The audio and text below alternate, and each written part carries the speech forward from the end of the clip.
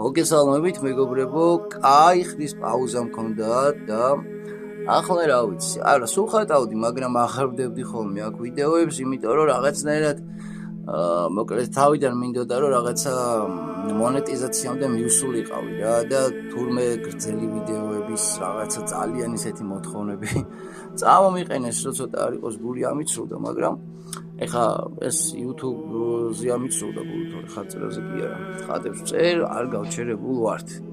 ეს არის წმინდა ლაზარე, ესეთი პატარა პაწუკა ხატია, სასაჩუქრად ძალიან ლამაზია, სამწუხაროდ ესეთი დაფები აღარ მაქვს და იქნებ მოვიძიო.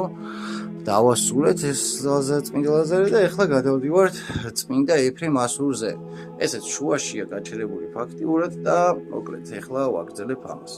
გამოიწერეთ ეს არხი მეგობრებო, რა ვიცი ნელა-ნელა მაინც წავალ წინ და რა ვიქნებ 10 წლის მერე შევაკრებო კაცო ფოლოვერები.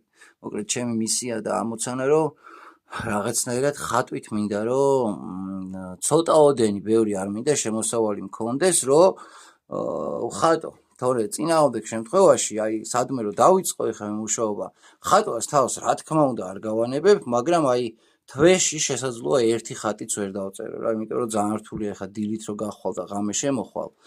აი უბრალოდ ჯერ დასვენება, აი ხაწერა ისეთი რაღაცაა, ან უნდა ხატო, ან კიდე აღარ უნდა ხატო და ნუ ესე შესაძლოა დახატო წელიწადში აი 2 ხატი, 3 ხატი ესე, ისიც აი ძალიან დიდი მონდომებით, თორე ძალიან დიდ სირთულეს წარმოადგენს რა ხატწერა. მოკლედ ცოტა განსხვავებული მდგომარეობა გინდა სულიერი შინაგანი რა და ფერწერისგანაც განსხვავდება და ასე შემდეგ ყველაფრისგან აბსოლუტურად რა.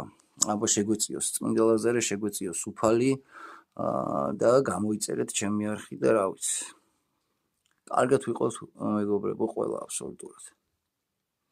გისურვებთ მშვიდობას.